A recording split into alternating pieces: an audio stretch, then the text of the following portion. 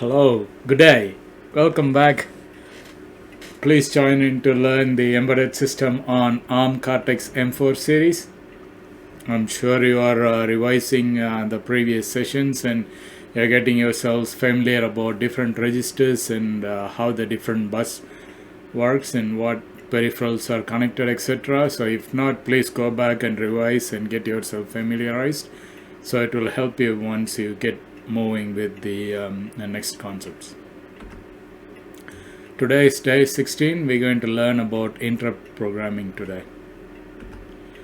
These are all the sections you will learn. First, you will learn what is an interrupt and how it is effective in the microcontroller, and the differences between the interrupt versus polling, and what is NVIC nested vector interrupt controller, what is external interrupt, what is a preemption, what is tail changing, and the example startup from scratch code using we're going to write two different interrupt codes, one for GPIO and the other for UART interrupt. So I'm sure at the end of this session you will be all more familiarized with how to use interrupt programming in your coding. Before jumping in, I would like to introduce to you a little bit about ourselves. I'm representing A2Digi. It's a startup by Anbukars brothers. My brother Alex and myself are all in 2023. Both of us gathered over 20 plus years industry experience, and we would really like to put it out there so to help you all out there, so you can also build your newer version of yourself and becoming a better professional. Our mission is to convey our knowledge and our experience to at least about 100,000 future professionals through online courses. And the main advantage is you can study at your own pace wherever you are, so that is a really good advantage. A little bit about me. I am Arul Prakash Anbukarasu. You can call me as Arul or API, as persistent as I would like to be, to share my experience and knowledge with you. I have 20 plus years of experience working in various industries in Australia, Singapore, Italy, and India, in the renewable energy sector and solar and wind energy, power systems and lead acid batteries, network embedded systems on ATMs, TCRs, and POS, banking automation systems, smart parking operations, and my expertise lies on these three: embedded systems, VLSI, and project management. A small announcement to make. I categorized into two categories: the YouTube viewers and internship professionals. In order to get a free certificate, you have to at least watch 28 videos or attend 28 classes. At the end of every video session, there will be attendance link, so please fill that out and send it across to us, and that will count for your e-certificate attendance. Due to YouTube regulations, we can't keep all the videos out there all the time, so it has to be removed after 2 or 3 days. So if you missed a day and if you want to recap, unfortunately you'll miss out. So that's why I strongly recommend you and advise you to join one of our internship programs, and what will that acquire is to get you a internship certificate, and that's worth a lot. You will sit on top of everyone else in the interview queue, or also after landing into the first job you will be working with senior engineers. So these 30 days, it's very well worth spent in learning about a microcontroller. Not only that, you will have a separate login, and you would be able to log into our learning management system portal, and you can go through every day's session, and once you complete, click complete, and that will count for your attendance. On top of that, you will get unlimited access to all the course contents, to all the PDF materials, to the source codes, and all the other data manuals, reference manuals, etc. And also unlimited access to course videos. That means if you missed out on any session, you can always go back and watch it again and again. You can pause, you can come back and rewind. It's all yours to do it. So it's all yours to keep. And if you get stuck anywhere, please contact our backend support team, and they would be able to help you to make you move along in your learning curve. These are all the materials required. Still, if you haven't bought anything, please contact Pantech Solutions. They're a big manufacturing company. and they would be able to assist you to acquire all of this for you. The more you have hands-on on all project sessions, the more knowledge you uptake, and that helps you to come up with a lot of unique projects by yourself. So these materials doesn't stay only to this series. You can also use this, and you can create your own design, own project. So please invest on this, and it's money well worth spent, so you won't regret it. So shall we see what is interrupt is? Yeah, I'm sure you are keen, so let's get in and start to see what is this all about. Okay, interrupts. What is interrupts? As most of you would know by now, interrupts are a specific feature of microcontrollers that allows them to pause for a few moments while in the frame of execution of the main program, and goes and executes a special routine called the interrupt service routine in response to a specific event. If something happened, then it stops the main program and goes to the ISR, and it executes that and then returns back to main program. Such as a button is pressed, for example, I connected the hardware, so today one example is we're going to press this button, user button, and that will create an interrupt. So we're going to learn about how that is going to happen. So likewise, if there is a timer overflow or anything on the peripheral, then also you will get an interrupt. So these are all the three examples that you will learn about it today. You can configure any GPIO pin for interrupt. It doesn't have to be every pin is dedicated to that. No, you can configure any GPIO pin, and then you are transmit or receive, and then there is a timer overflow issues. If there is anything overflow, then you get the interrupts in that way as well. So this is in a nutshell. For example, if you're working on any emergency conditions, for example in a flood situation, or in a fire alarm, or in a flood situation, if your village or your town gets into floods, and the flood alarm will indicate to you there is something wrong. So at that time, the processor, for example, in that indicator will stop the main program and will throw alerts to all the outlets, letting people aware that there is a flood about to hit the village. So likewise also in the fire alarm system, and a fire breaks out in the building, then that causes an interrupt, and that will be alerted to the microcontroller. In other words, whenever an event occurs, the current program halts and gives attention to the ISR on the interrupt handler, and then it performs the interrupt handler and then comes back to main program. So that is an interrupt.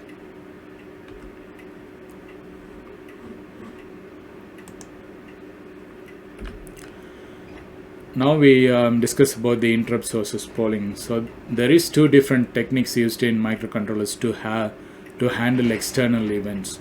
What are they? They are interrupts and polling. Interrupts are suitable for real-time analysis, whereas polling is non-real-time. It has to check every time.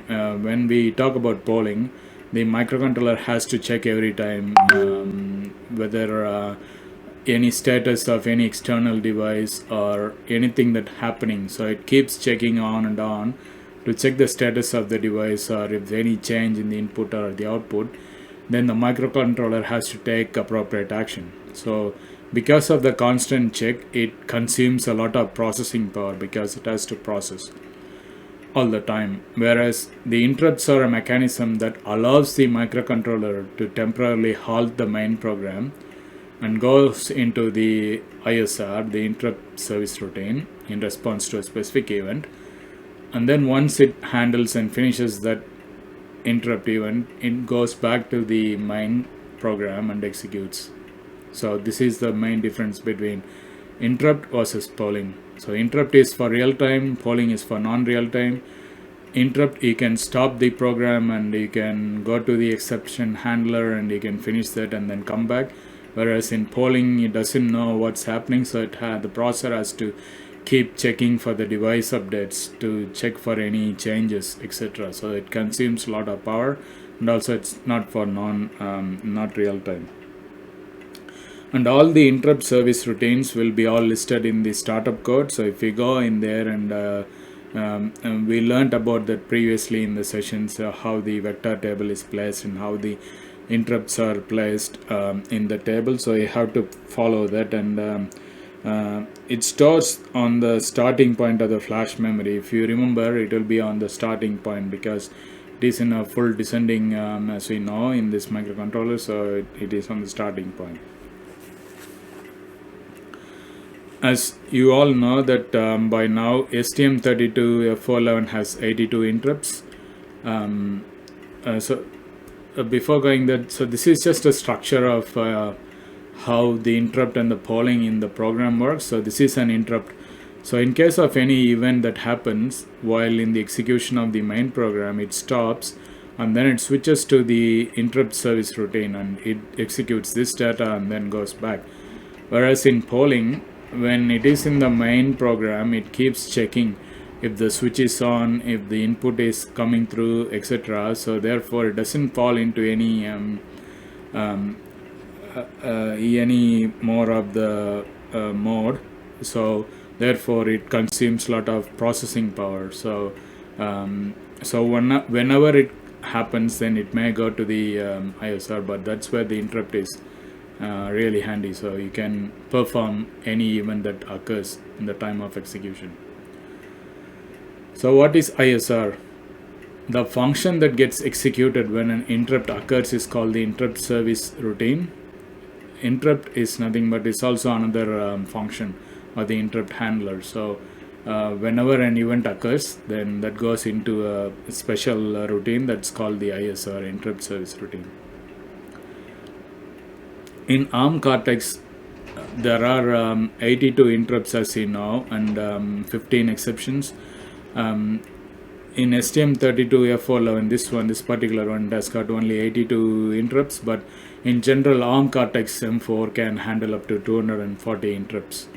So the processor mode can change when exception occurs, and it can be in one of the following modes.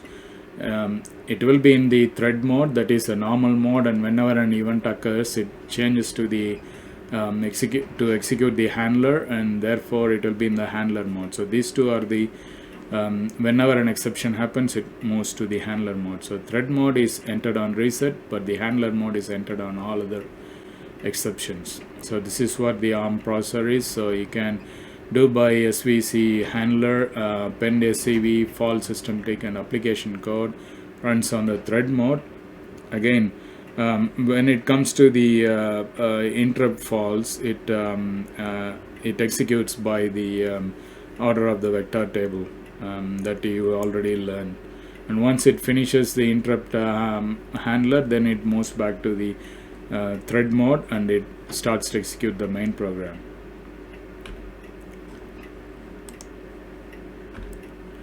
In the exception behavior, this is how the exception behaves in the program. So first it's running the main program, and then there is an exception happens suddenly. So the main program will stop that, and then it will check what exceptions that is, and the exception according to its priority level, as you know, the lower the value is, higher the priority. So accordingly to that, the exception vector will move that to the exception handler, and the exception handler will start to execute. Once that finishes, the exception handler, then it puts back to the main program. So that's how the exception behavior works. So first main, and if any exception comes, then it checks for the priority according to the vector table, and then it goes to the exception handler routine, and once that finishes, and it goes back to the main. So that, and this is what explained in this few points. So what is NVIC? NVIC, as you know, it's a nested vector interrupt controller. It is a dedicated hardware that is present inside the core itself in the Cortex-M microcontroller. It is mainly responsible for handling all the interruptions. So that's why it's there, and it directly communicates or connects to the interface with the microcontroller. And as you know, NVIC is one of the peripheral of the Cortex-M process core. It is used to configure 240 interrupts, whereas in this case, we are learning STM32 which has got only 82 interrupts. So using these NVIC registers, you can either enable or disable or put into pending mode of the various interrupts that occurs, and read the status of every active and the pending interrupt. So it depends upon the registers what you are using. You can actually set into all of these different status of those interrupts. And again, you can configure the priority and priority grouping of various interrupts. It depends upon the vector table. You can see for yourself. The reset is the highest priority, so whenever if there is a reset, then that has to be on the top. Then the NMI non-maskable interrupt, then the others likewise. You can prioritize the various interrupts. It is called nested because it supports preempting. That means if a lower priority interrupt handler comes in and suppose the main program is executing and there is a lower priority that comes in, and the system stops, and then it handles that, processor handles that lower priority, and then there is another higher priority interrupt arrives after a while. So what the processor will do at the time is it will preempt, meaning it will hold the lower priority interrupt for the moment, and then it will move to the higher priority, because being the higher priority it will accept that and it will execute that. So that process, it's called preempting, allowing something to happen from the current state to the new state. So that is what preempting is. So also that's what it's nested, because it can allow that interchangeability between the low priority to the higher priority. So that is,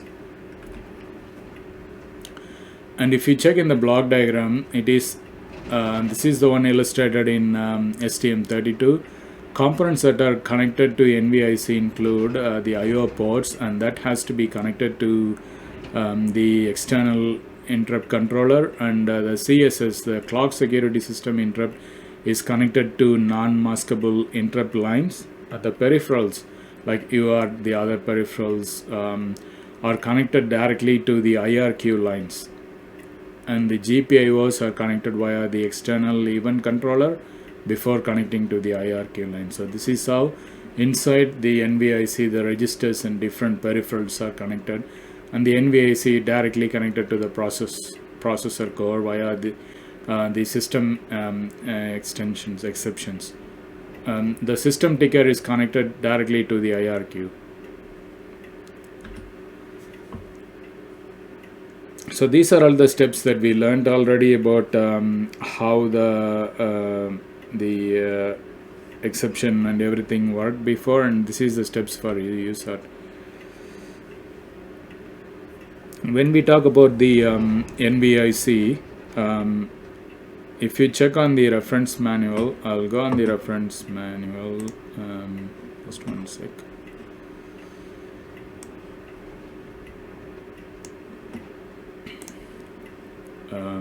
Reference manual,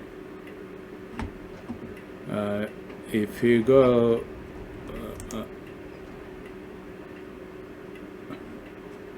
okay, in the reference manual we need to go to NVIC.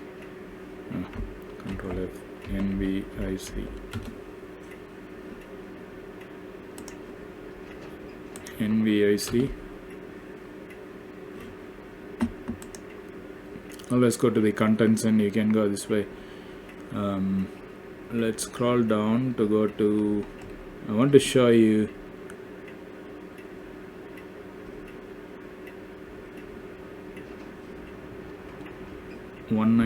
page 198.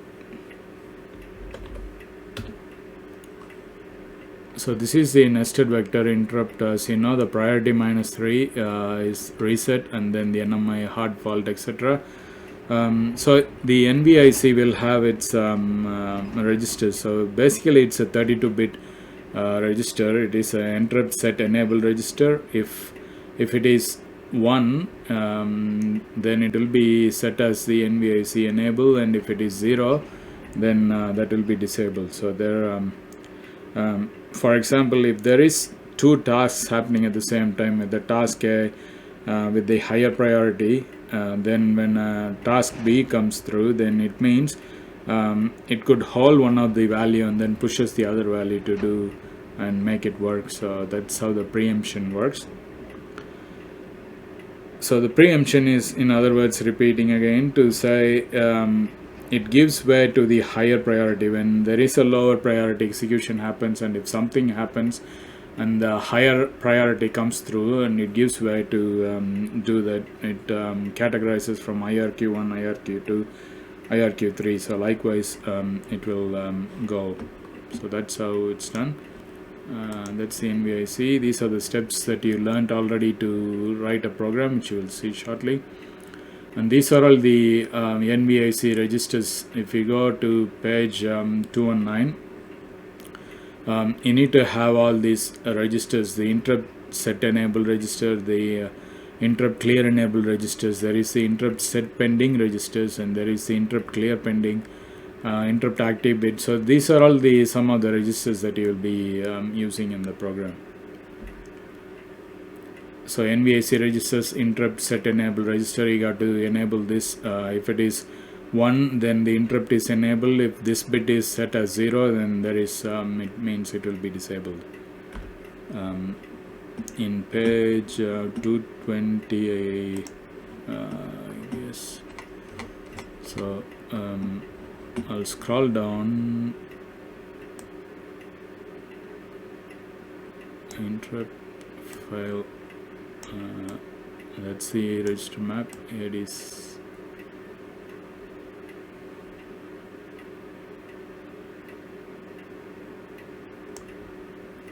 That's data management, ISER.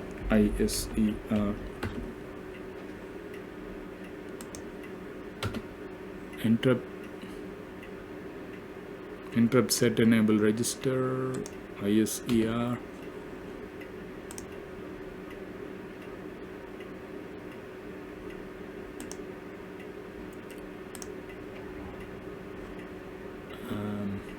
Let's go into the data sheet. I'm looking for the memory. No, not this one.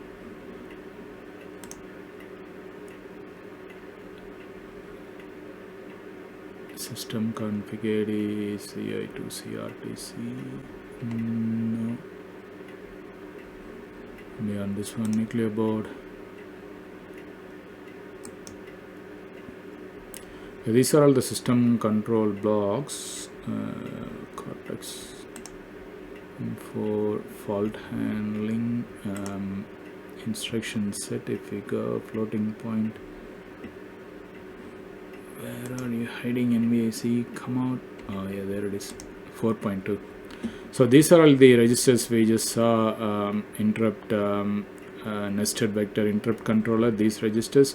So if you come into the interrupt set enable register, so this bit has to be set as 1, means interrupt enabled, 0 means it's disabled. So this is in the ARM Cortex M4 manual. So you need to go to page 219, 220, 221, and all these registers will be using it in the program. That's the interrupt set pending enable registers, ISPR. You will be using that too. And the next one is the interrupt clear pending enable registers, ICPR. The interrupt active bit registers, IABR. And these are all the external interrupts. The external interrupt can be fired either on these rising edge or falling edge, or on both. The we are going to use the push button. So as you know, the push button is connected to PC13. That's port C pin 13, and that's on 13th pin. So that is the exception external interrupt as 13. So if it is connected via anything by 0, that will be external 1 0. So likewise external 1, external 2, external 3, that's external 10. So we will be using external 13. So that's where the PC the push button is connected to. So that's what we learn by connecting your NVIC to 13, which is also an active low switch. So if you still go back to that manual, the PC13 250 256 MP origin, it's a size. Okay, we'll learn about the program shortly, so I'll show you there. And you got to open the STM32 cube ID, and I'll show you the rising edge and the falling edge, or it can be done on both. So whenever we push the button PC13, it should go to the interrupt service routine. So that's what you're going to learn from scratch. And the exception cycle. So this is how the real exception cycle work. Whenever an exception happen, it can either be a disabled by default behavior or enabled. Either be in pending state, that is a request is waiting to be served, or not pending state, or either be in an active being served currently, that it's holding on to the interrupt queue and it's doing it, or inactive state. So whenever an interrupt is fired, the interrupt will happen. The interrupt will execute that, and then suddenly if another interrupt arrives, so that current interrupt depends on the priority. If B is high priority, then the A will be set to pending state and then move to B. So accordingly, so you can also set by looking at the interrupt, you can set whether that's a must or must to do with priority values. So you can move that interrupt to pending or active or inactive state. So this is the exception life cycle. This is how it works. So continuing with the exception exception life cycle, the lower priority ISR must wait in pending state until no higher priority, that is the no higher priority in processed. While it is been waiting, it can be put into either inactive state, that's the inactive state, or to the active state. The preemption happens when a task is abandoned. When a task, for example A, is abandoned or it gets interrupted, meaning in order to handle an exception, the currently running instruction stream is said to be preempted. So the currently running value will be stopped and it will allow or give way to the new priority execution. So when multiple exceptions with the same priority levels are pending, the one with the lowest exception number gets serviced first. So there are a few rules that you got to follow when the exception happens, and one of the rules is if they all have the same priority levels and they are pending, then accordingly the lowest exception number. So as you know, in the vector table there is exception numbers. So in that, if it is a -3, then that will do first. -2 is the lowest number, so that will execute first. And once an exception is active being serviced by the processor, only with the exceptions with the higher priority can preempt it. So in other words, if you're working on, if the processor works on the low priority and if another low priority comes, then it won't preempt. It has to be a higher priority to preempt. So that's how the exception life cycle work. So this is the preemption. For example, there is 3 different tasks, the interrupt 1, interrupt 2 and interrupt 3. With time and priority we are talking about. So the main program will start to execute first, and then if there is a first interrupt happens, so the interrupt 1 will come and it will start to execute, but suddenly the interrupt 2 will occur, and the interrupt 2 will be a higher priority value. So that means the processor will stop this and it will do the interrupt to IR2 first, and then once it finishes, then it will move to the IR1, because interrupt 2 is the higher priority level. So this is the preemption. So it is working, and it's working on a low priority, and when suddenly interrupt to higher priority comes, and the main program stops it, and it goes to the interrupt 2 and it performs it. So likewise, once it finishes, then the second routine and the third routine happens, and once the third routine executes, then it goes back to the main program. So this is how the preemption works. The next important topic is tail chaining. This could be a very important topic, and sometimes you'll get an interview question related to tail chaining. Preemption and tail chaining, when you go for the fresher job, these two concepts are the must to know, and they will ask you in the interview. So what is tail chaining? When an interrupt occurs, the NVIC, the nested vector interrupt controller, branches to the corresponding interrupt service routine. So that happens on a normal execution. So normally after the ISR finishes, the NVIC return back to the main program. However, with the tail chaining, what will happen is the NVIC does not return to the main program after the first ISR, but instead immediately branches to the next higher priority pending request. So in other words, it will be extended. The interrupt request queue will be extended. In NVIC, the ISR will execute the interrupt and then puts back to the main program. But in tail chaining, it will check on the different level of interrupt requests further on. So if it finishes IRQ1, the interrupt 1, then it will go and work on the interrupt 2. And then it will move on, and once it all finishes, and as we learned already earlier, so once there is a request comes through, so that pushes to the stack. So pushing the data in is called stacking, and popping out of data is called pop out. It's called unstacking. So this is how the tail chaining happens. So first it finishes the first interrupt, and then it goes and finishes the second interrupt, and if there is another interrupt waiting there, then it will jump to interrupt 3. So it keeps extending. So that's what tail chaining is. With tail chaining, the NVIC does not return to the main program after the first ISR, but instead immediately puts to the next priority pending interrupt.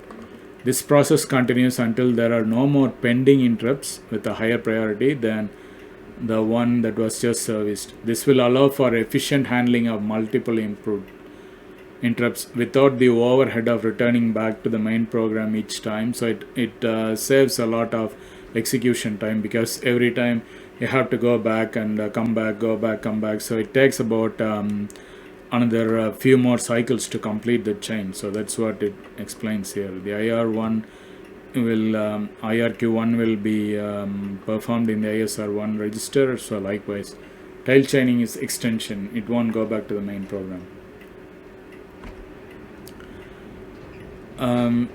Okay, so now let's move on to learn about from scratch to create an interrupt, and we're going to use the GPIO and push button as your program. So whenever you push the button, it has to stop the main program and goes to that exception handler. It has to do that job, and once it finishes, it comes back to the main program. So that's how it will be. You will be learning about that today, and this is the block diagram to explain to you about the event controller. Whenever an event happens, how it works. So as you know, the peripheral bus is connected via the peripheral interface. Then it acts with all the pending request register. So once there is an interrupt comes through, it goes through the interrupt register and then the software interrupt. So likewise, it will switch from one register to the other register and calculates the value of the interrupts, and then come out as the input line. And these are all the interrupts that we learned already. So if it is external interrupt 0, then it has to be connected to the ext0. We are using ext13. The PC13 in the schematics is connected to PC13, so that's on the external 13 interrupt as a push button. So we need ext13 in the sysconfig. These are all sysconfig files. So how we going to deliver the interrupts to the processor? So every interrupt will be connected via the external interrupt, so via the GPIO pins, and the GPIO pin will be connected to the external pin accordingly to the 15 exception interrupts that has. So now we are using the exception 13, and that's from the peripheral side, so that will connect directly to the NVIC interrupt lines, and the NVIC will connect to the processor core, to the processor side. So you can enable or disable on the interrupt delivery to the processor. Likewise, you can also enable or disable the IRQ configured in the NVIC registers.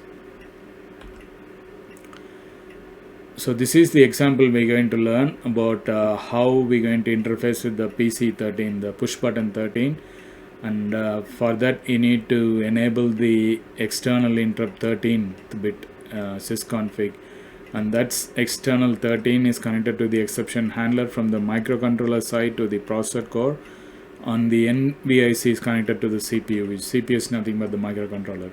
So this is how the enabling and pending of GPIO happens. And then these are all the steps you need to use to connect the button to create the interrupt. The button is connected to the GPIO C13 pin of the microcontroller, so the GPIO pin has to be configured to the input mode in mode register. Remember the register, the modes, the port mode can be done in 4 different modes: the input mode, output mode, alternate function mode, and analog mode. So in this case you're pushing as an input, as a push button, so it has to be configured to an input mode. Then there is a link between GPIO and the relevant XTI. That's the ext13 line must be established using the system config register, extic register. Then you have to trigger whether it happens on the falling edge or on the rising edge for relevant ext13, so you need to tell that, and then enable that external interrupt line in NVIC, then implement the handler to service the interrupt. Then once it finishes, then clear the external interrupt pending register and goes back to the main program. And these are all the pointer variable declarations for system special function registers that you got to use. So you will be learning shortly about how you're going to program everything from line 1. You're going to learn and you're going to program. So this is the program to illustrate, which I will show you shortly. And also the next one, you're going to the first exercise is to push the button and create the interrupt, and the second exercise will be using the USART2. So the USART2 IRQ number is 38. By the external peripheral, you're going to create that interrupt and then connect to the NVIC, and how that interrupt happens. So these two will be the learning today. So I think we are going a little bit longer, so I'll give you that deserved break. So go and enjoy that break. When you come back, I'll show you line by line execution of the interrupt creation, and you will see that in the IDE. So I'll catch you shortly in about a couple of minutes. Until then, take care. I'll catch you shortly. So go and enjoy that break. I'll catch you soon.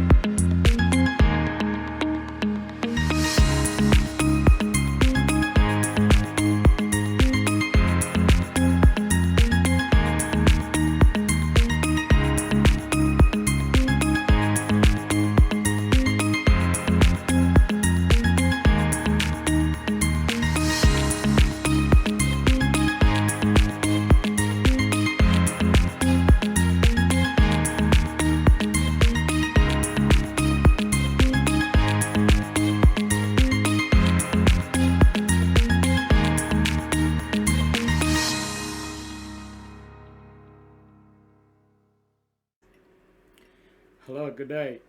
I'm sure you enjoyed that short break.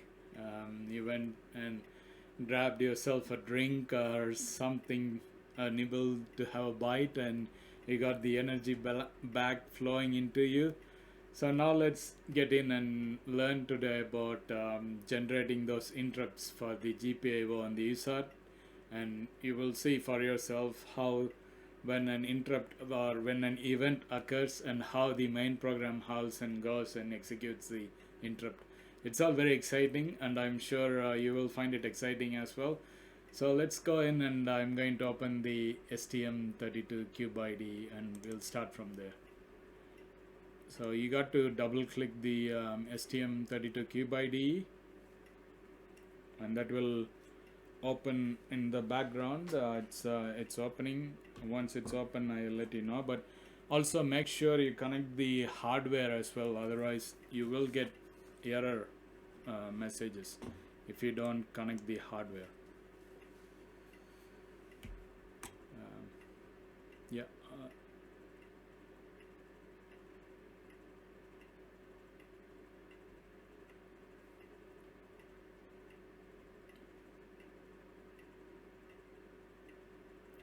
So it's downloading on the background. Just a minute. Once it's ready, I will show you the IDE. It's showing the loading symbol, but it's taking a long time to open. Won't be long. I hope in the meantime you are able to collect through in your mind about what we learned with the interrupts and how you can connect that link to the programming concepts. It is very easy and nothing is hard, so please stay with me and I'll show you everything from line 1. Okay, I think it's opened. Yeah, I'll just maximize this. Okay.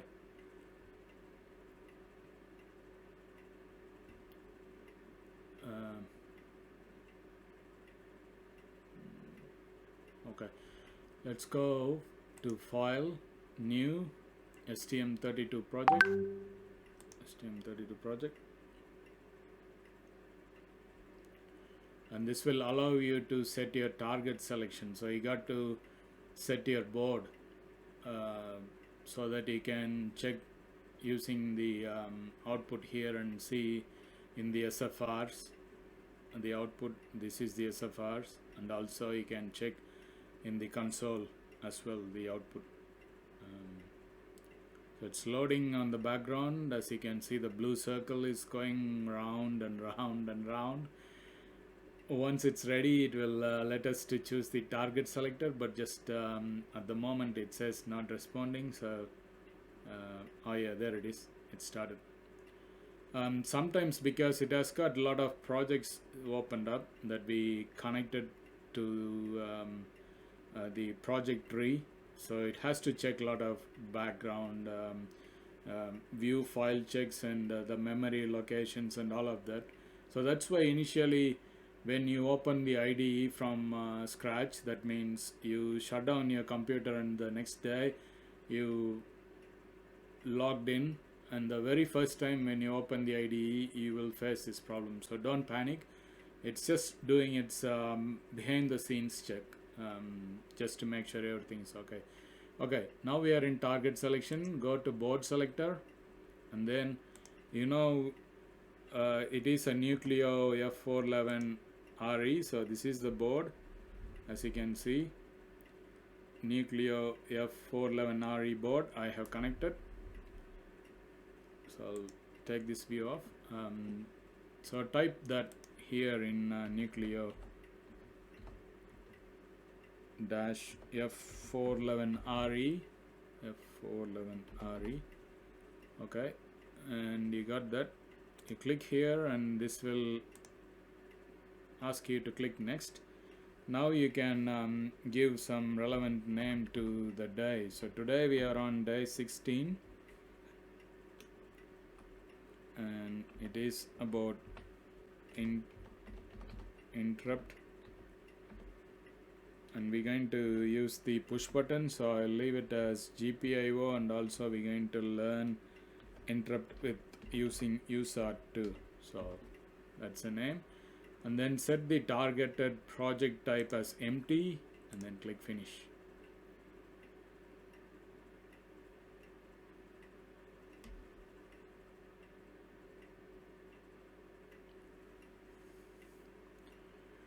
This will take some time to create all the necessary files, and then it will set you up with the project tree. So in the meantime, I will show you the in the data sheet. If you go to the functional block diagram, as you know, so this is the functional block diagram.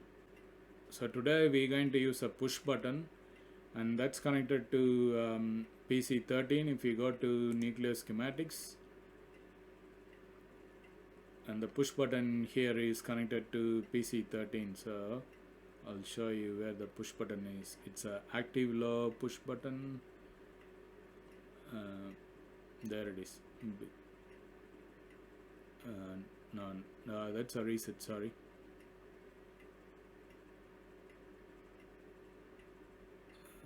Yeah, B1 user blue button. So if you see in the board, I'll show you the board view as well. If you see in the board, so we're going to press this button and create the interrupt.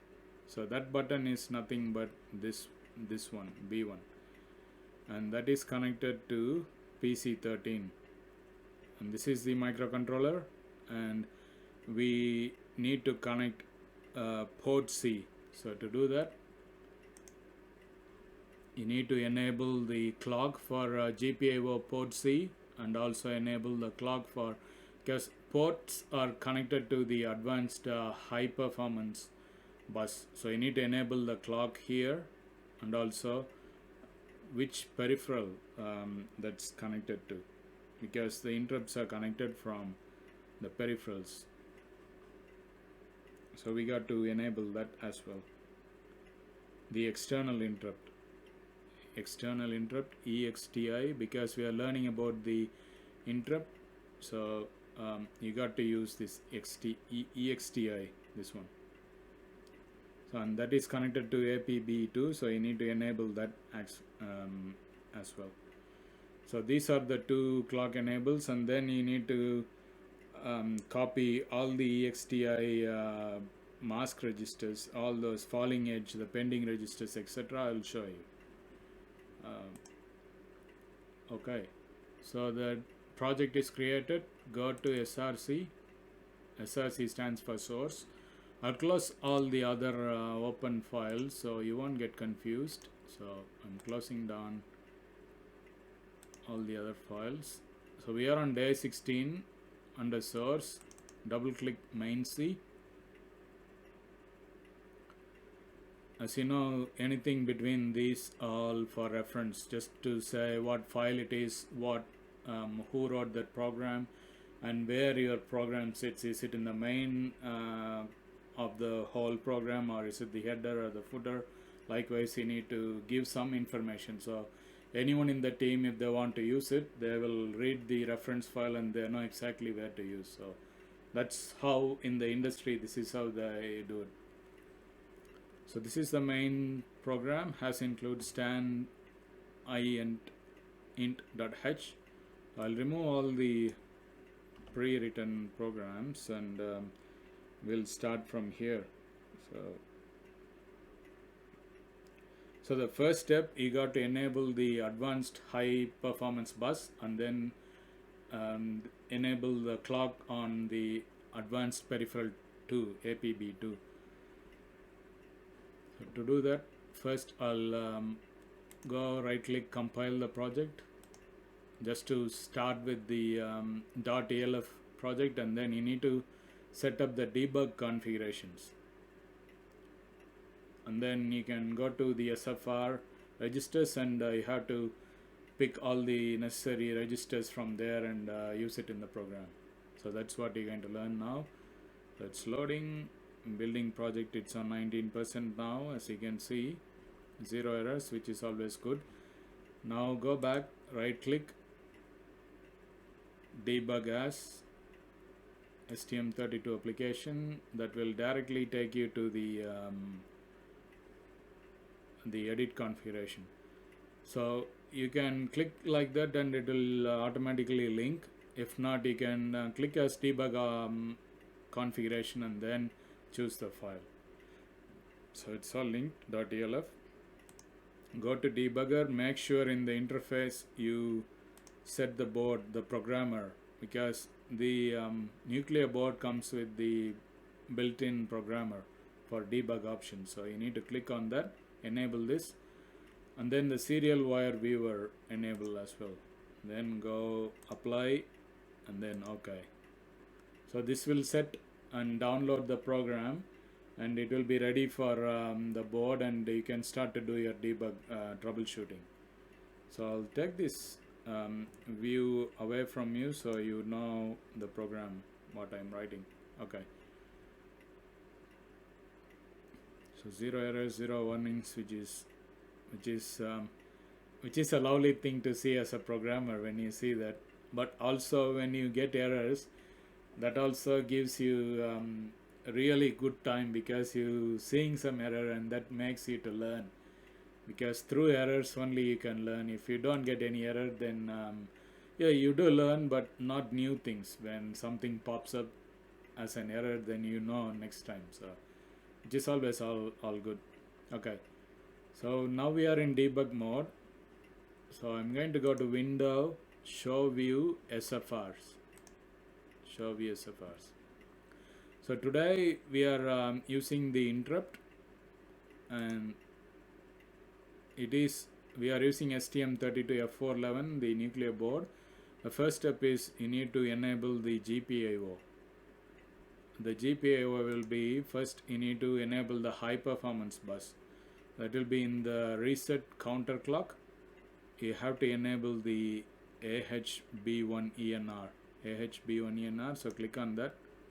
You need this register name and also the address. So first let's declare all the pointer variables here, and then we'll go one by one. So I'll start first one, uint, sorry, caps, uint 32 underscore t asterisk, and then you need to declare pointers with a small p. So copy this register name, paste it here. You got to enable the clock, so typecast again, uint 32 underscore t star, and copy the address 3830. Copy that, come here and paste it. So this is to enable the AHB1ENR, your GPIO ports ENR. The next step is you need to enable the external interrupt EXTI, and that's connected via the APB2 ENR. So the next is you got to copy this, because we need this. Copy,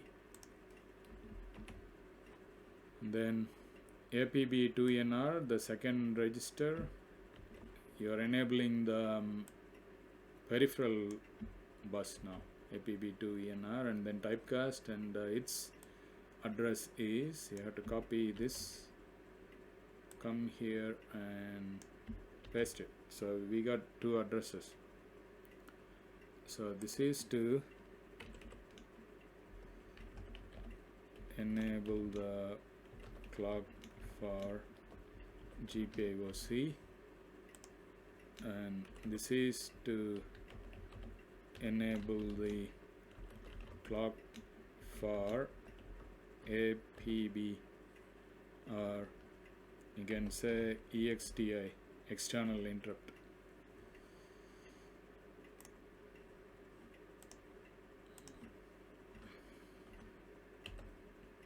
Clock EXTI. Okay, so the next register we need the GPIOC, because that's where the port is connected, the push button. So you need the GPIOC. So again, copy this line, and if you want you can give a space, so this will give something. So you can create a new label, GPIOC.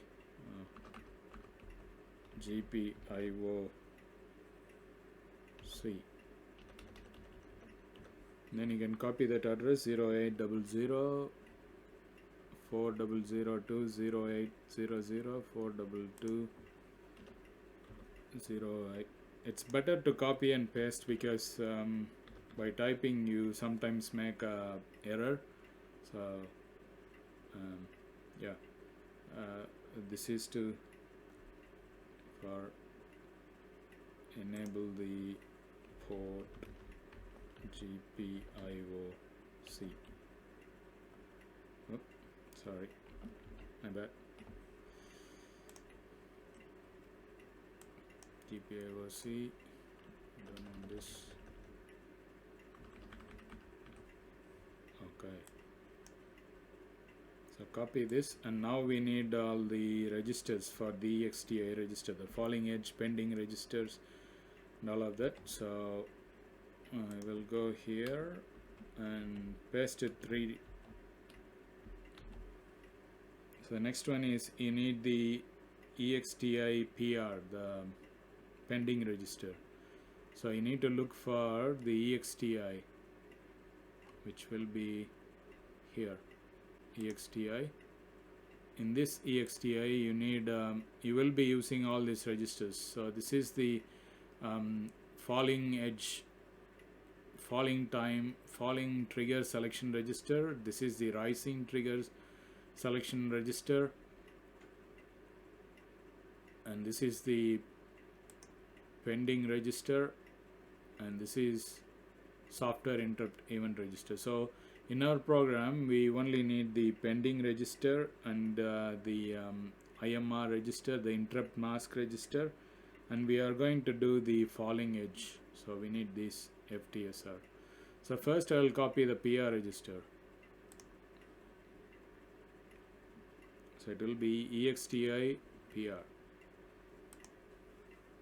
EXTI PR register, and the address is 0 AC 14, Control C 14. This is the EXTI pending register. Okay, the next one is interrupt mask register. So EXTI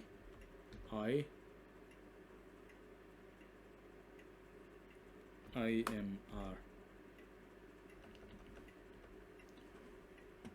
So this one, IMR, interrupt mask register. So click on that IMR register and copy this, Control C, come here and paste it. So this is the EXTI interrupt mask register. Then the next one is EXTI falling edge, falling trigger, sorry, EXTI FTSR register. This one, falling trigger selection register, falling trigger selection register.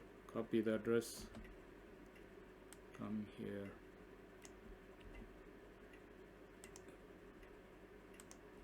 this is falling trigger selection register. So if you're not sure about what name it is, you just go and put your mouse in there and it will tell you all the hover the mouse there and it will tell you what it is, selection register and all the names. Okay.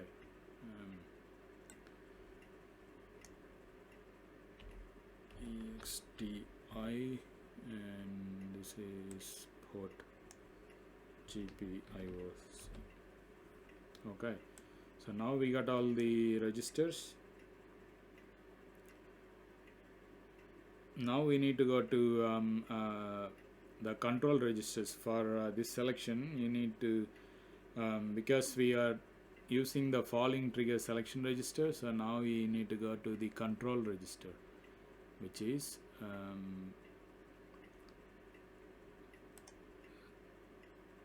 so this in the EXTI, so we need to go to EXTI FTSR.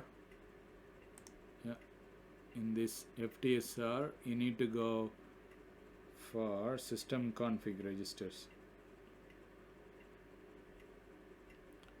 The next one, system config registers. Yeah, system config, and as you can see there are 4 different registers. So that's the external interrupt configuration register 1, configuration register 2, configuration register 3, 4, 5 likewise. So as you know by now, there is 15 exceptions in STM32F411, the one that we are learning, and our push button is connected to PC13, so that is on 13th external interrupt. So it will be on the first one will be 0 to 4, that's 4, 8. So anything after 8, that will be on, this is from 12, so from 13 onwards it will be on CR4. So this is the system config. I'll show you where exactly in your data sheet. System config, sorry, go to the reference manual and go to the contents and go to system configuration controller, sysconfig. If we come down, we are trying to enable the bit control register 1, so that is your first one, second one, third one, fourth one. So if you use for instance the LED, so that could be in this one of these 2 interrupts. So we are using PC13, control register 3, so 12, 13. So you need to use this 4 registers. On control register 4, external interrupt 13, you need to set all these pins 7, 6, 5, 4. So that's what we're going to use that. So copy this system config. I need to copy this again, Control C, Control V. Now it is system config, sys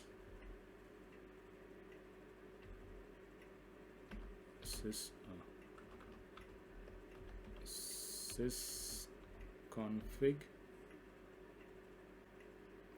and you got to say which it is. It is EXTI CR4,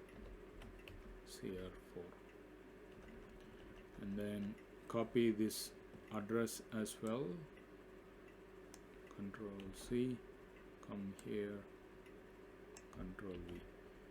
So EXTI 13 is where PC 13, the push button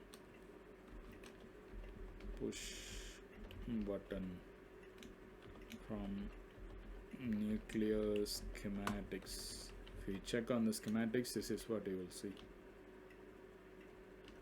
Okay, so that's done, nuclear schematics.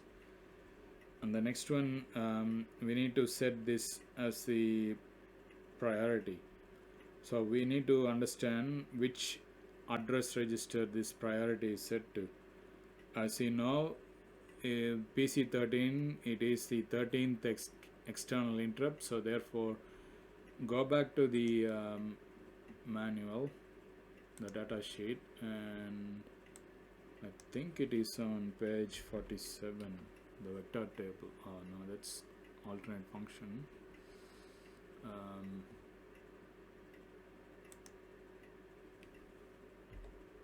Vector table,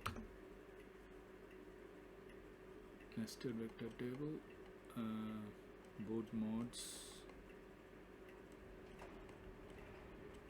regulator off, RTC. Okay, I'll check in the reference manual. We need ISER,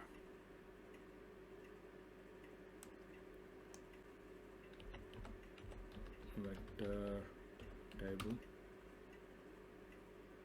Okay, so this is the vector table we need for the EXTI, external interrupt or event controller, EXTI. So in this we know that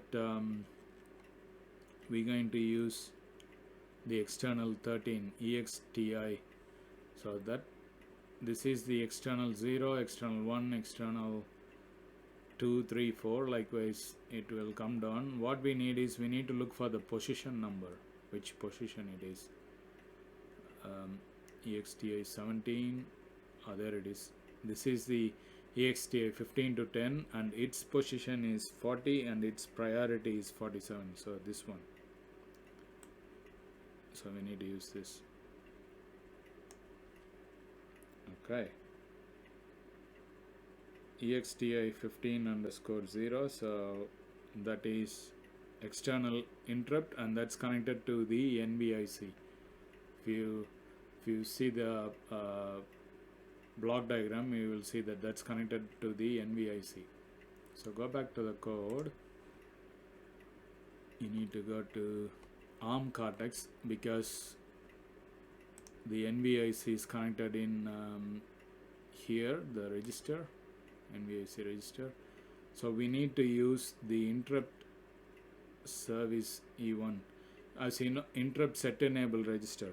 As you know, every register in NVIC is 32-bit, so we got to use this register. So being why we are using ISER1, because we just checked the position is 40, so we need to go to the 40th bit.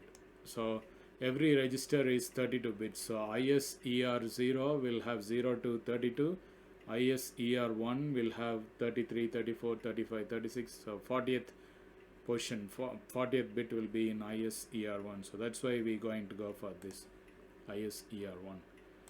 So copy that again, line, and we need this register, copy.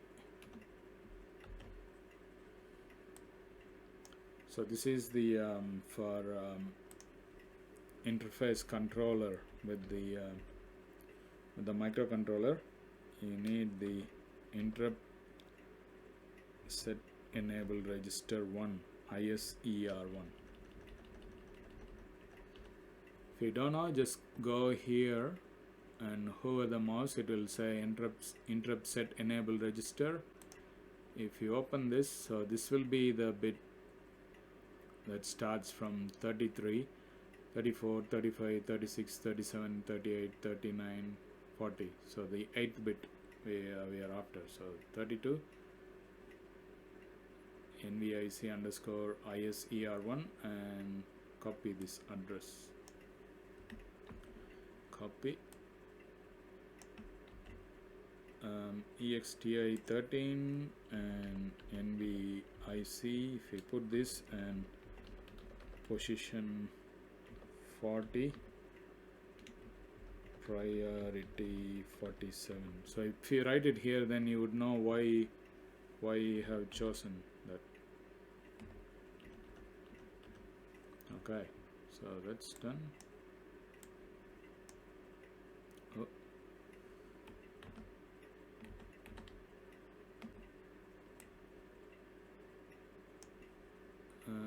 XTI priority.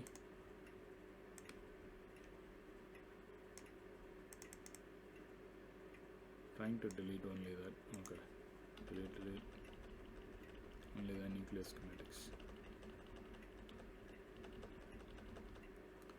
Okay, so this is done. Now what is the next register? So we chose which register we're going to connect the button to. So now let's write the function. We need to initialize and write the function for the void button, for the push button. So I'll create a function here, void button initialization, init of void, and I'm going to write the function. So first you need to enable this bit first, and we're using GPIOC, so therefore it is the third bit, meaning 0, 1, 2, the second bit. From 0 it is the second third bit, but if you say 1, 2, 3, then that's a third bit, so it's the second bit you have to enable. So copy here, paste it, and you just to enable you need to just R that R enable unsigned, use for unsigned, so you're enabling the second bit. So if you go to why am I doing this, if you come here to the reference manual, if you go to GPIO registers, if you come here, the first register,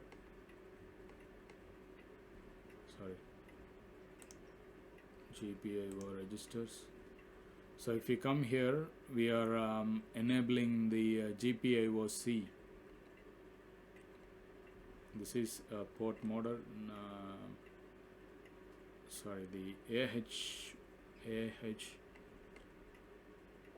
AH1BENR RCC, you have to go to RCC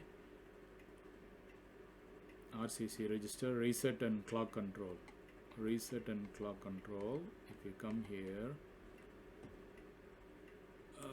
registers, RCC registers, so enabling AHB1ENR, that's a pull register, so keep scrolling, that's a configuration register.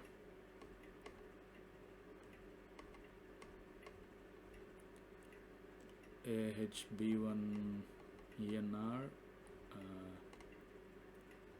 it's a reset, APB2. So AHB1ENR, so 0th bit is port A, first bit is for port B, the second bit is for port C. So we are enabling this, so that's why I put the 2 in there, enabling this bit GPIOC. Yeah, enable GPIOC. Okay.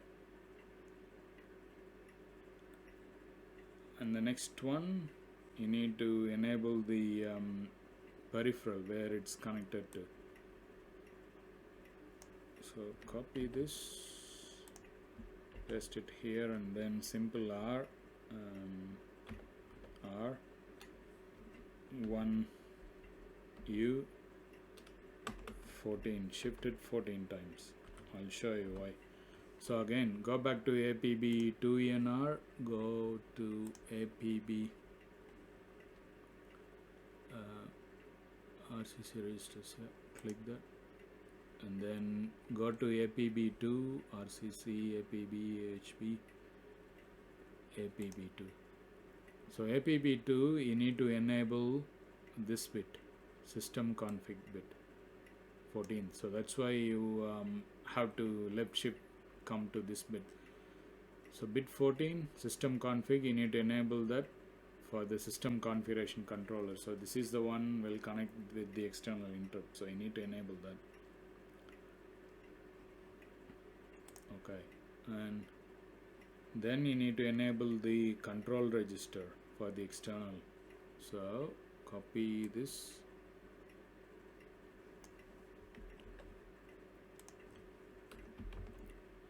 and you're going to R this with one U, unsigned U, then the 5th bit on this one. So this is for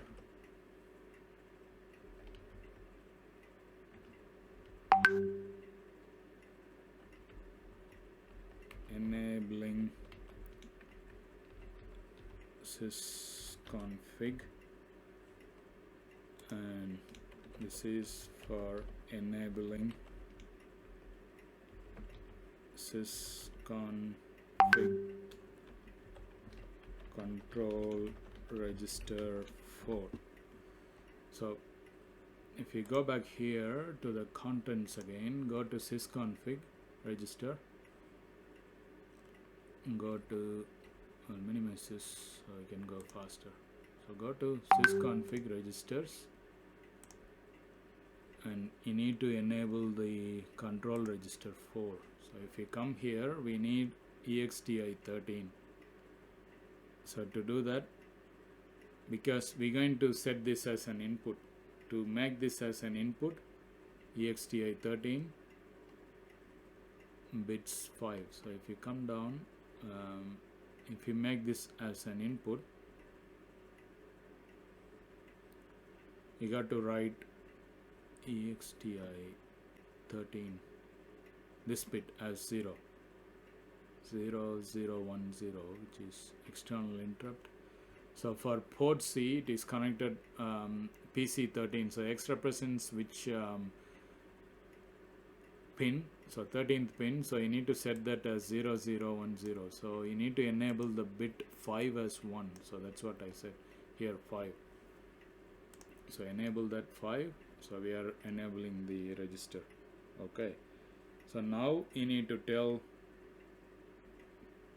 the falling edge. You need to enable the falling edge, control C, falling trigger, sorry, not to confuse you. Then I'll copy this and I will modify it. Control V. We are connecting PC13 on the falling edge, so this is enabling push button on the EXTI FTSR. So again, go back to the register, go to EXTI register, sysconfig, that's a map, EXTI, what is it, system config CR, EXTI FTSR, EXTI, look for FTSR, EXTI external interrupt, it will be in here, system config, EXTI 13, so this one, you're doing it, okay.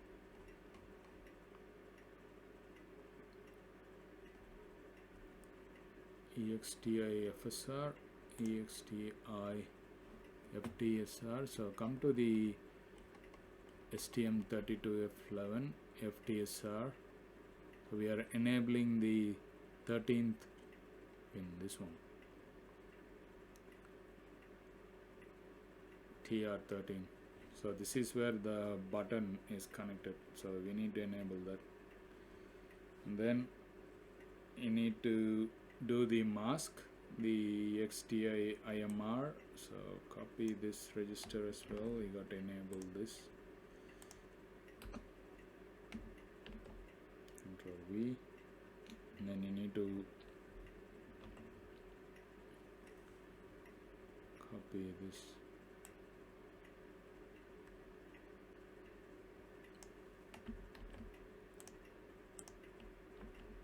Control V. So you're going to IMR again.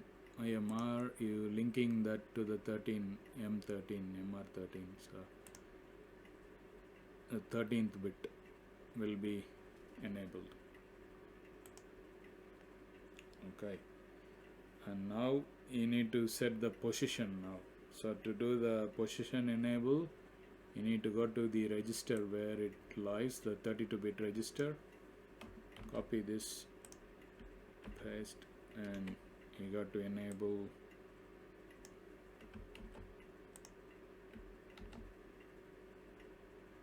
eighth bit.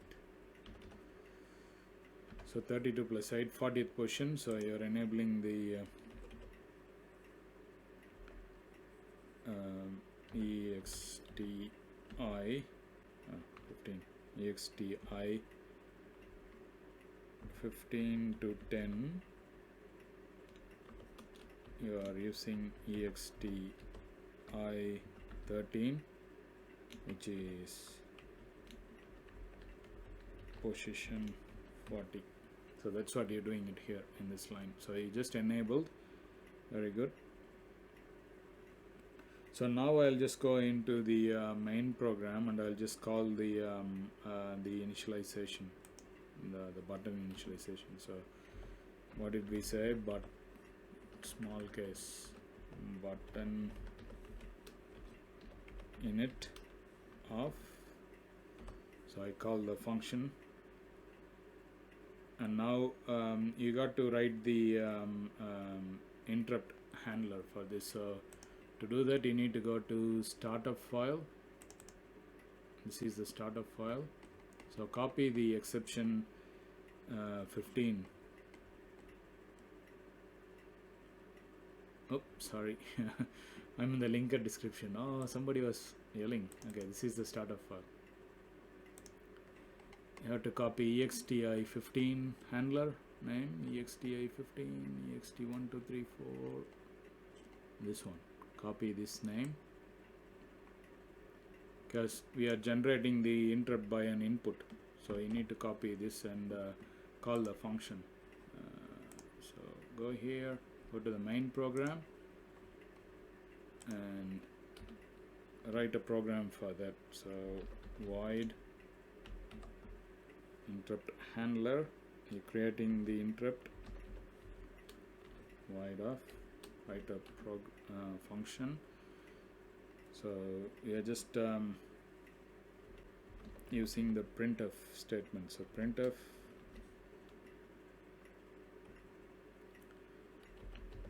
button is pressed \n, and then you need to say that you need to have a value, return value. So for that you need to say which one you are returning to. So you need a pending register, returning the value to the pending register, and the pending register is connected to this switch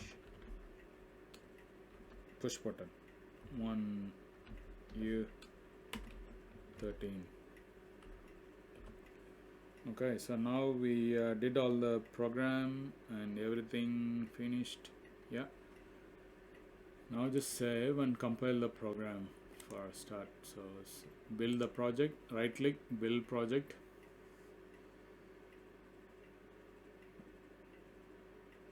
So what will happen now is once it starts to build, when you press the blue button, so now I will enable this view,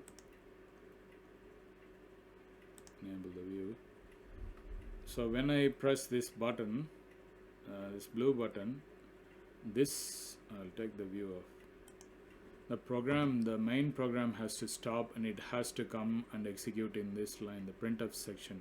It will move on here. So that's what the interrupt means. This is running the main program, and whenever I press that button, it should halt this main program, the button initialization, and come to here. And that's what we are we need. Button is press studio hash include. Okay. because we are using printf statements, it's giving the warning that I'm not including that library. So I'll just copy this library and paste it here. stdio std save that and run again, build the project.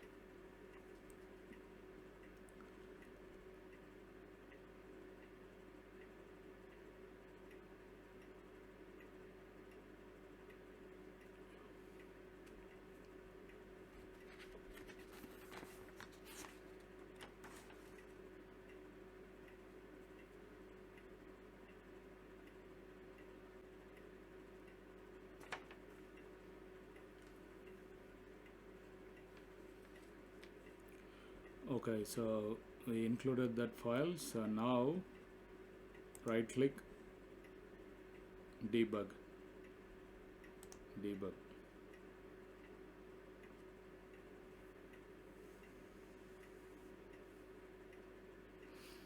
So debug is to download the program to the microcontroller. So it's ready now, downloaded, and now you need to run to see whether the interrupt goes to that location. So let's check that. Okay, a program downloaded, verified successfully, that is good. So now we'll go, wait, okay.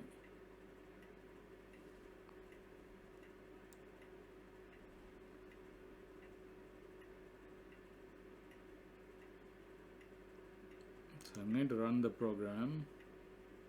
So after you press run, it comes to the button in it. So now when I press the blue button, it has to halt this program and has to come to this function, and it will stay in here in line 55. So I am pushing this button now, push.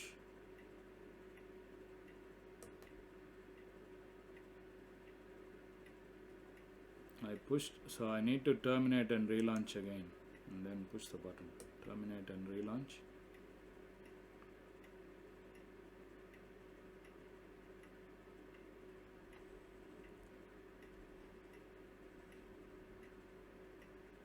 It's loading still. Yeah, switch.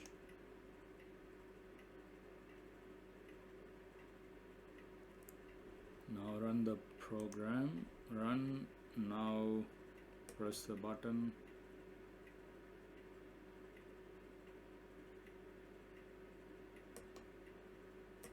Okay, press the button, it's not moving yet.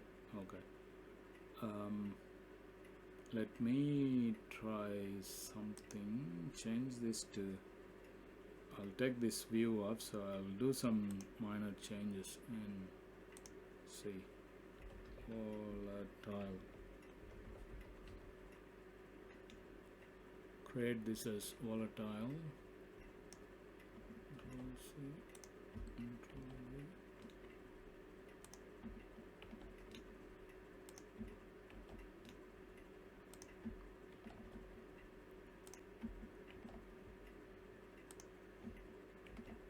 Yeah.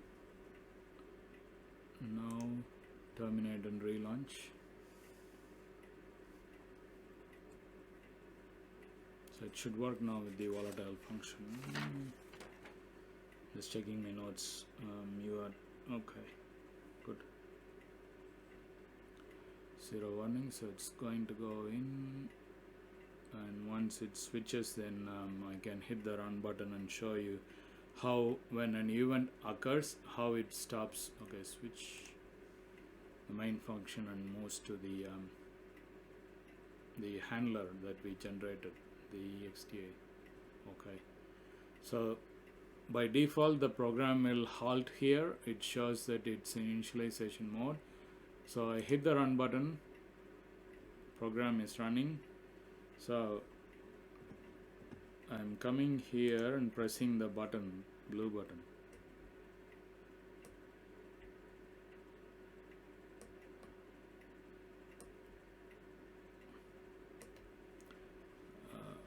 terminate and relaunch. Terminate and relaunch.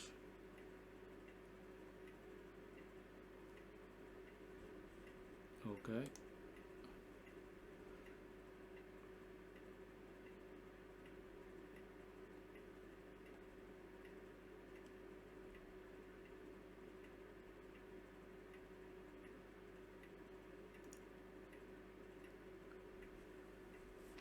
Come on, relaunch.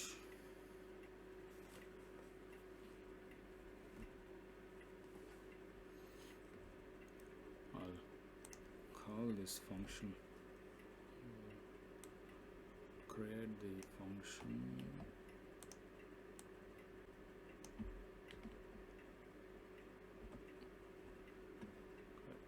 Save. Build the project again, just to make sure there is no errors, and then we can debug and try again to run, and let's see if we generated the option now.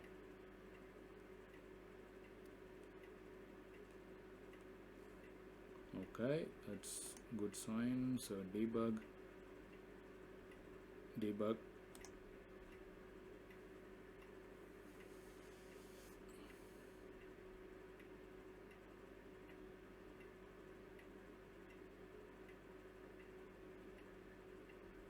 Switch.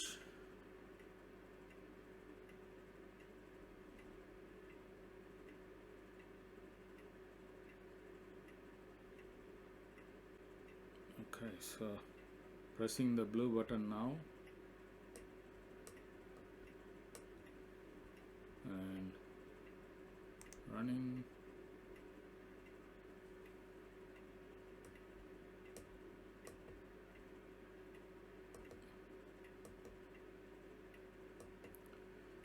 So if you go and see the Windows show view SFRs, if you go to EXTI,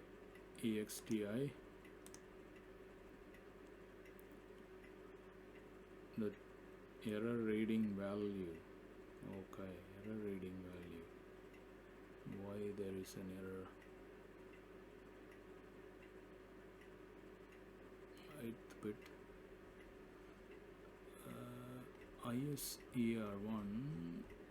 Let me check ISER1. If we relaunch,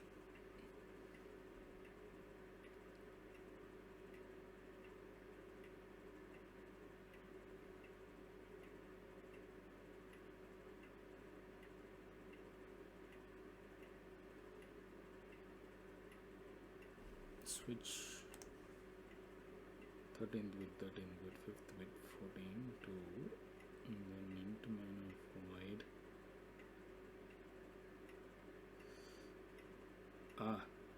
Okay, sorry, I didn't include a function to make sure it runs. So I will just create a while loop to say to run something.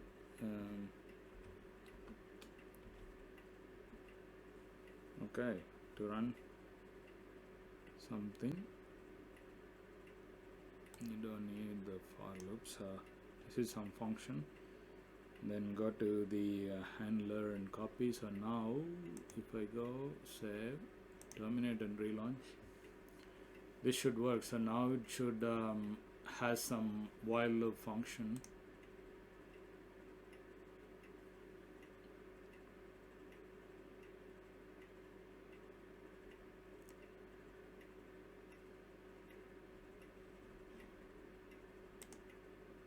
Debug as STM32 application. Yes, it's connecting. We have to wait. It's loading. It will change to debug now. Debug mode 51%, 70%, 79,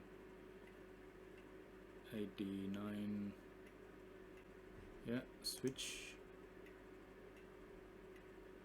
Checking on the reset handler.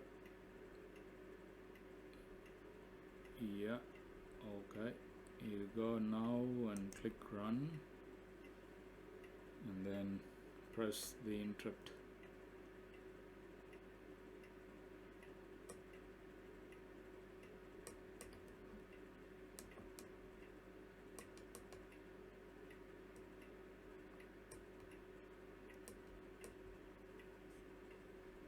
(32-bit) NVIC ISCR1. Yeah, if we go to EXTI 13th bit, EXTI 13th bit, which is that one, should change. Just one second, I'm just troubleshooting myself to get to that issue. One CR4, I enable that, and then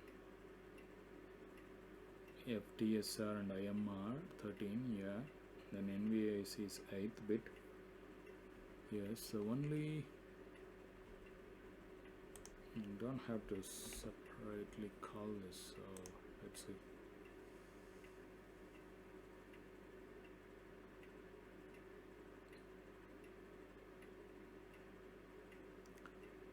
EXTI PR is 13, EXTI PR is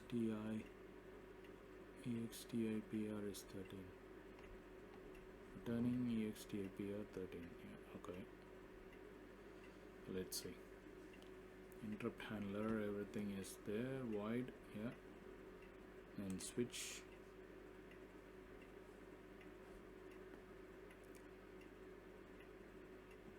Once we are in the mode,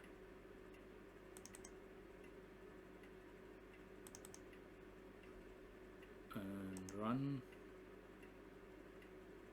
and then come and push the button. Yeah, see,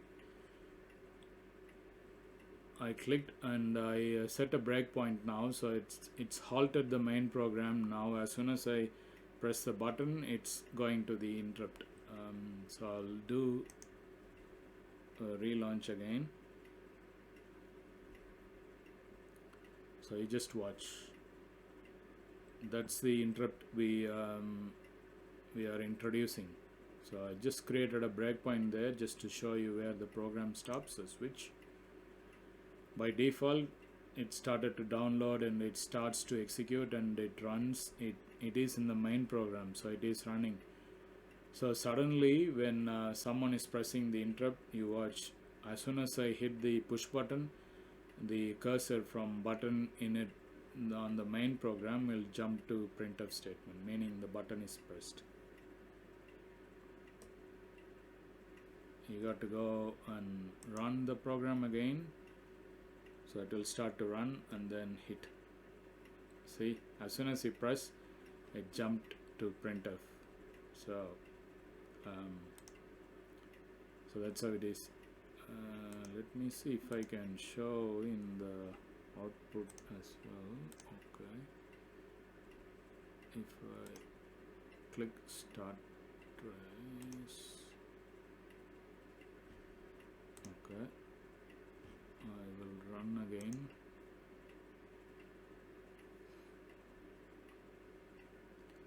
And then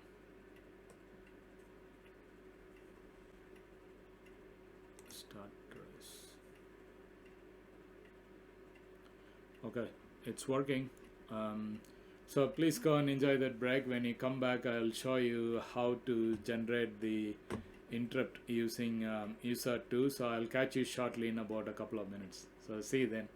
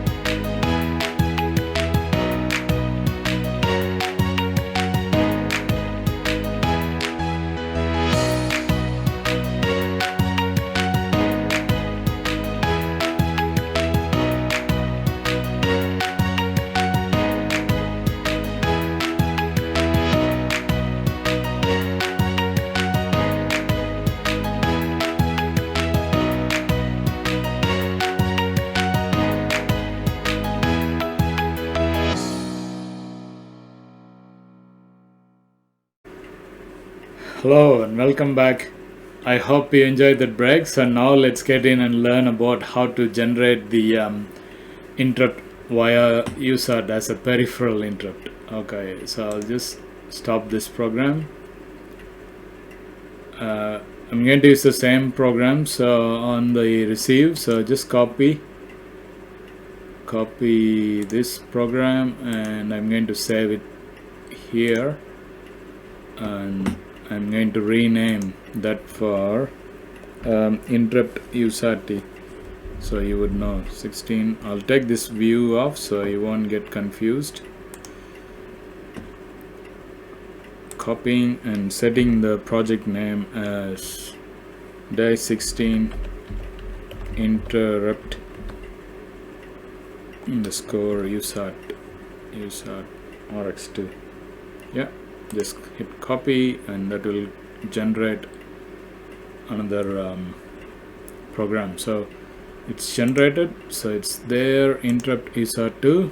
I'll close all the unnecessary files not to confuse you. Okay, so we're going in and go to main.c.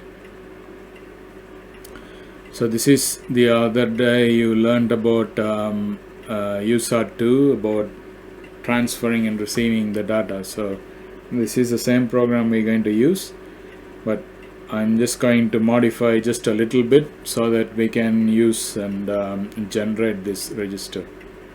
So to do that we need to go to USART register. So go to USART register in the reference manual, not system config, look for USART and go to USART registers. USART registers. So now going to control register 1, you need to enable RxNEIE. So you need to enable this, and what would that 5th bit? RxNE interrupt enable. So this is the receive enable, so you need to set this as 1 and USART interrupt is generated. RxNE equal status register, everything will be enabled. So that's why you need to enable the RxNEIE. To do that you just copy this register from the serial function. So let me build the project and then we'll do the debug, and I'll copy it from the SFR itself, so it's easy.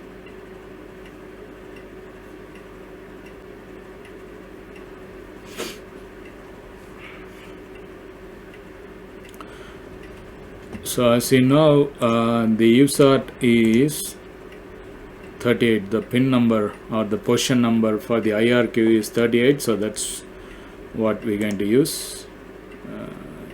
Okay, now debug as STM32 application, so it's asking which one, so USART, okay, .elf, USART rx2.elf. Go to debugger, make sure the programmer is ticked and the serial wire viewer also ticked. Apply, hit OK. This will enable and start to download to the program onto the target board. Once that's done, it's still on 79%, 80, 90. Once that's done, then we can set the receive interrupt enable on RxNEIE. That's the 5th bit on the control register 1. Yeah, it's downloaded, so just go up and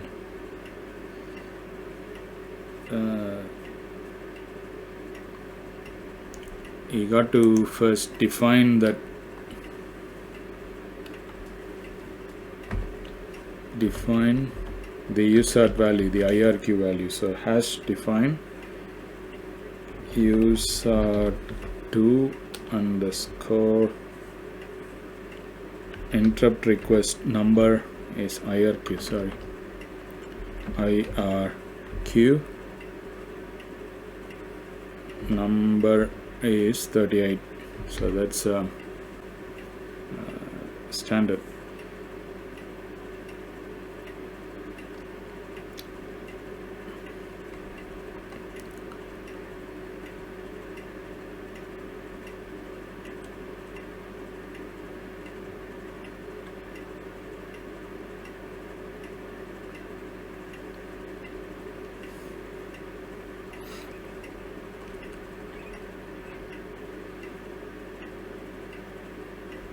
Okay, just give me a sec, I'll be back.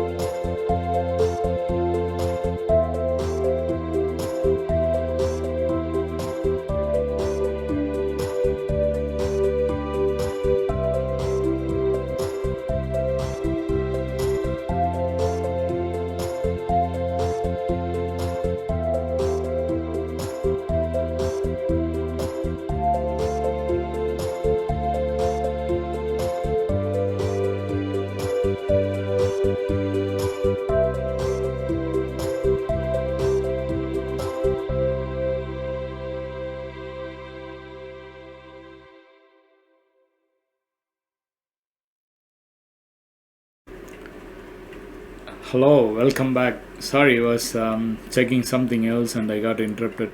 Okay, so far we covered that you need to copy, and you created this file, and in the main dot program you got to give the define the user2 underscore IRQ number 38. You get this from the vector table here. From the vector table, the user number is 38. So if you scroll down, user2 is 38. So this is the 38 we are using. Okay, so that's why you need to define that upfront, and then you need to do just couple of things. So you need to enable that control register by RxCNE. So I'll just copy that, paste it. I'm going to R this bit. So U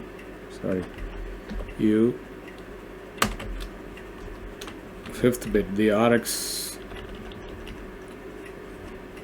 setting Rx interrupt enable, set RxENIE interrupt enable. So if you go, as I showed you earlier, if you come here, go to user2, go down to user2, and if you go to control register 1, we're going to enable this interrupt enable RxNE bit 5. RxNE interrupt enable RxNEIE. You can also do a transmit interrupt enable, but we are just creating just the RxENI. So now we need the interrupt register, interrupt set enable register, and the pending register. So you can copy that from the other program, or you can create it. I'll just go to user2, this program. I'll open, I'm going to copy it from here, main.c. So you need ISER1, you need this ext. Control C, come to this main program and hit that. So you need the ISER1 E104. Next you need the pending register to declare the status. So go here and we need the pending register, PR, this one. Copy that pending register and come to this main program and paste it. It doesn't have to be volatile here, you can just simply declare it. Yeah, pending register is ISPR1.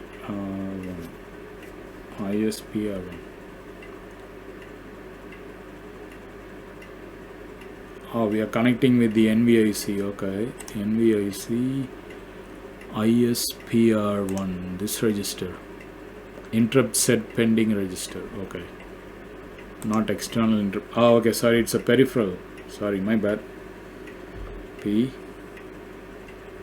ISPR1, this register, and its address is 204.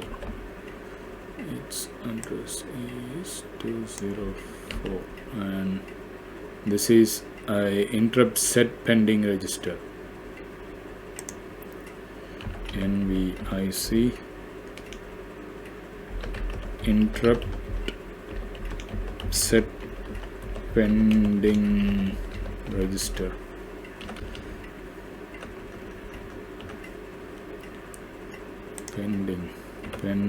Pending register, and that's NVIC. Yeah, and NVIC ISER1 interrupt set enable register. That's the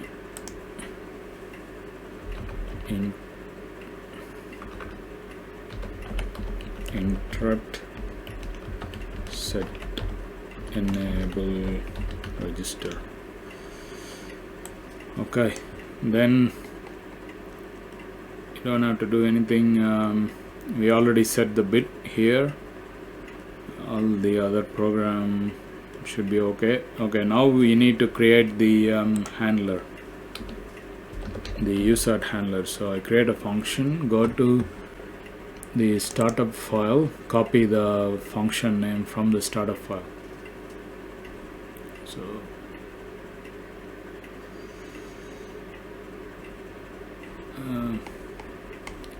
you need USART2 DMIA spy USART2 IRQ handler. So copy this function name, come to the main program and create a new interrupt.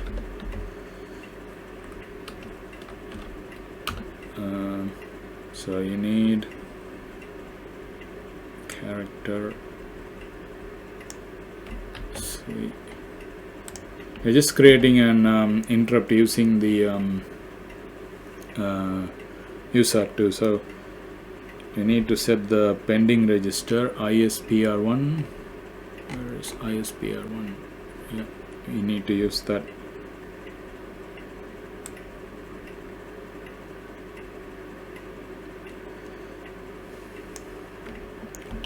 Control C, Control V.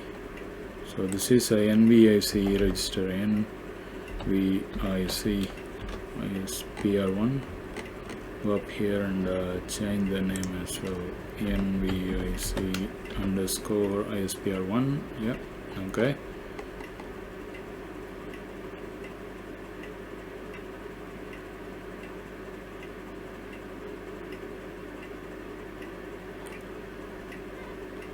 Okay.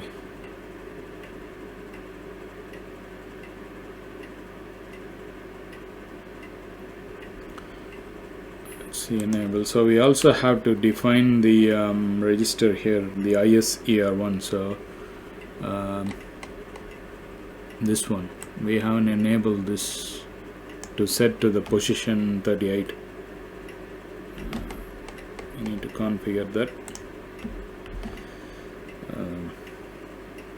Enabling just a shift R, and you're enabling USART2 pin 38, USART2 IRQ number 38. You can write directly 38, or you can also use modulus. I'm going to use a modulus function, USART2 underscore IRQ number modulus of 32, which means 38. So if you calculate that,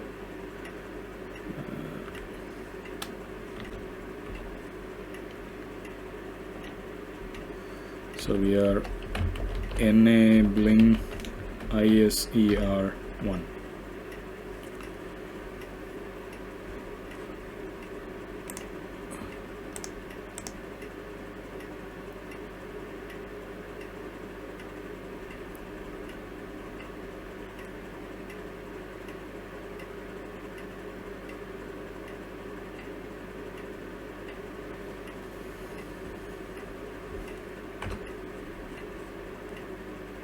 Okay, so return the main program. So we created this, and we got to enable the pending register in here. So I will do the same here. The USART interrupt, I could just copy from there, but I'll type it. USART2, we're introducing the interrupt request here. IR number, sorry, IRQ number modulus of 32, modulus of 32, and we just created an interrupt, and we can just copy this program, and then we can ask it to run from the interrupt.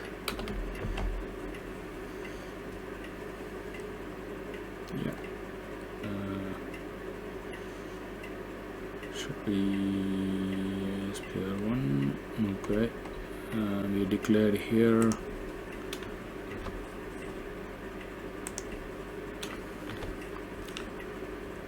Okay, I will go and build the project. Right click.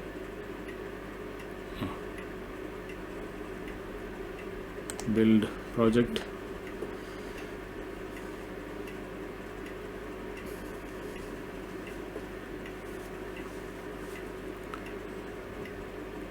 I'll show you by example the USART peripheral, showing this time with the USART message. So I'll use Arduino and type the command and see what happens with that interrupt. Yeah. Okay, it's compiled. So debug now, debug. USART RX2, yes, okay. Make sure the ST-Link and the SWV viewer is enabled. I'm sure it is.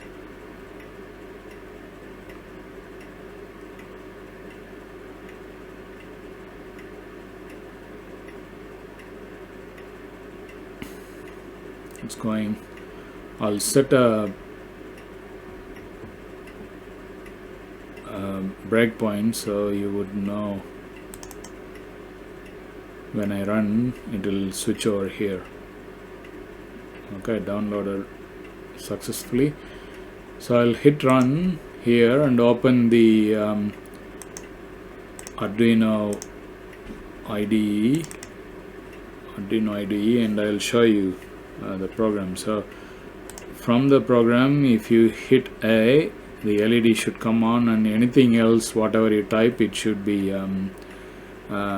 typed as 0, off. So you can also check from the data console. Sometimes you can check here. I'll see if I can start the trace.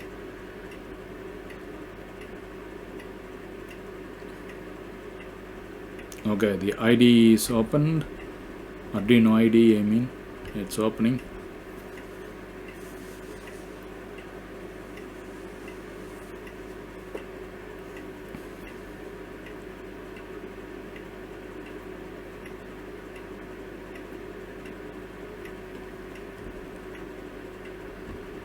It has to check being just open just then, so it has to check a background checks, so that's why it's taking all this time. So yeah, there it is. It will allow me to open connect the board now.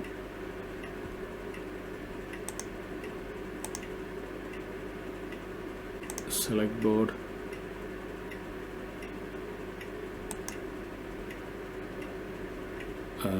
COM3, yeah, and hit OK. 3, yeah, and then go to tools, serial monitor. It's still connecting. So if I type A, you will see the LED coming on.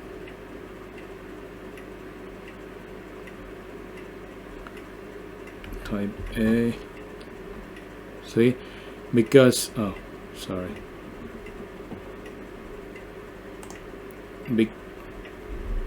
if you see closely, when I type here in the serial monitor A, you can see the LED to blink, and there is no delay program, so you can't catch for long. So I'm typing A there,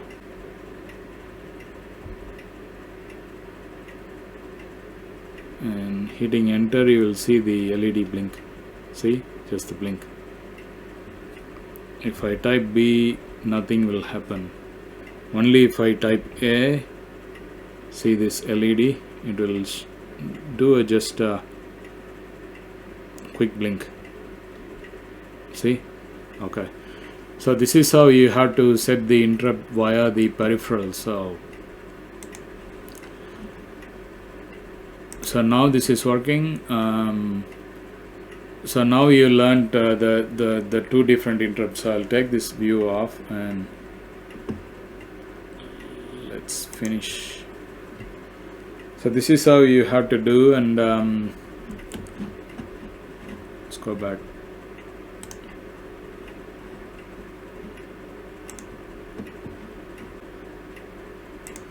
So the 38 is the IRQ number which we learned, and this is what we learned today so far. We learned what is an interrupt, and we also learned the differences between the interrupt versus polling, and what is NVIC, how the NVIC is interacted with the microcontroller, and how you can create interrupts using the external interrupt.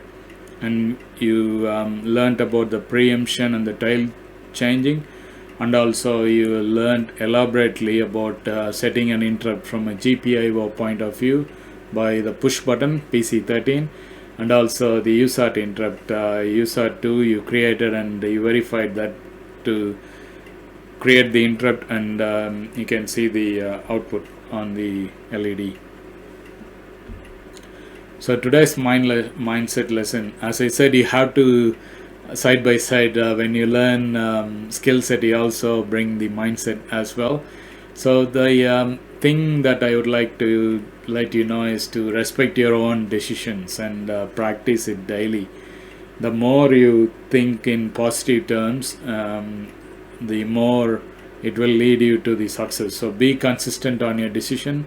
Don't mix up with your emotions and the feelings and then change whatever you decide, and please decide that to be a positive note, and always think about positive terms, and practice the art of never giving up. If you have any negative interrupts and negative feelings, immediately discard off and try to focus and be positive. The more you love about yourself doing things, the more it will help you to lead to get to the success track. So please practice that. And also don't forget the involvement. Write your top 10 goals, you get a point, and write top 10 ideas to achieve your goal. Please spend at least 30 minutes to do your exercise, and that will give 2 points. And please spend another 15 minutes to do some meditation, just to clear off your mind away from a lot of things, just to make it refreshed. And 10 minutes to visualize actually obtaining all those goals. And then do another 10 minutes and plan the daily activities about what you're going to do. And also 2 hours of learning and taking notes will get 2 points. And please do post all your achievements in the groups, so we all help each other, so we learn from each other and we motivate from each other. And also there is combo internship coming up your way. I don't want to cram everything into one module as 30 days, so I just broke into 3 different modules. You learned already the beginner, we are on the intermediate. Please do purchase the advanced as well to get the whole Cortex M4 series learning. And also please stay tuned with us, and these are all the other courses. They are going to be available to you very soon. They are in the process. You will be the first person to know, and you would be able to learn all of that. And I take this opportunity to thank you so much for your patience to go through and learn this interrupt programming with me, and go and enjoy that lovely break, and I'll see you in the next session. This is Arul Anbukarasu. I'm signing off on behalf of A2Digi. Huru for now. I'll catch you at the next session. Until then, take care. Bye for now. See you then.